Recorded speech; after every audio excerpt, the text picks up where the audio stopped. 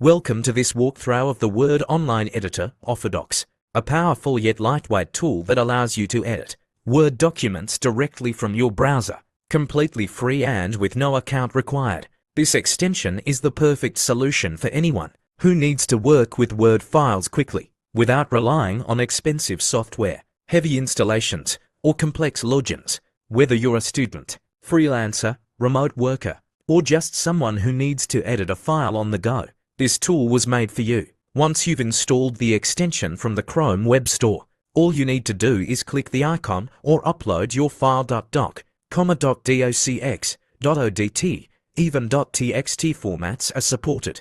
The interface that opens is clean and intuitive, closely resembling Microsoft Word's ribbon-style toolbar. This makes it incredibly easy to navigate, even if it's your first time using it.